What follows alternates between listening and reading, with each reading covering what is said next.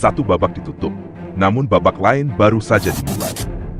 Ketika Bareskrim memutuskan bahwa tak ada pelanggaran dalam perkara ijazah, masyarakat kembali dihadapkan pada lembaran baru dalam kisah panjang yang belum juga berakhir. Sebuah keputusan telah diumumkan. Namun ironi muncul ketika sang pelapor kini berbalik menjadi pihak yang menuntut.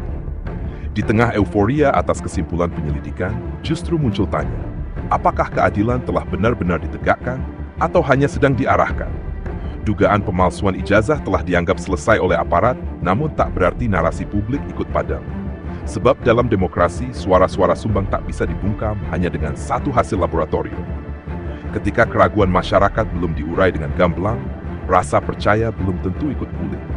Dan kini perhatian bergeser, bukan lagi pada dokumen, tetapi pada mereka yang mengajukan tanya. Mereka yang dulu bersuara, kini harus berhadapan dengan proses hukum atas tuduhan pencemaran nama baik. Sementara kebenaran diklaim telah ditegakkan di satu sisi, kini ia seakan menuntut pembalasan di sisi lain. Bukankah dalam ruang demokrasi, mengungkapkan pendapat bukan sesuatu yang layak dibungkam? Atau apakah ini pertanda bahwa kritik bisa jadi bumerang ketika diarahkan pada kekuasaan?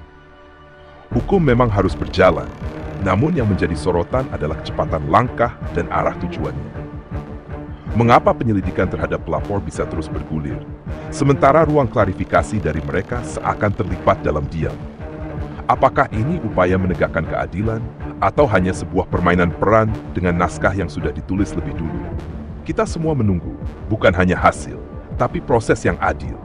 Sebab hukum bukan hanya tentang menang atau kalah, tapi juga tentang keyakinan rakyat bahwa kebenaran tak hanya berpihak pada yang berkuasa.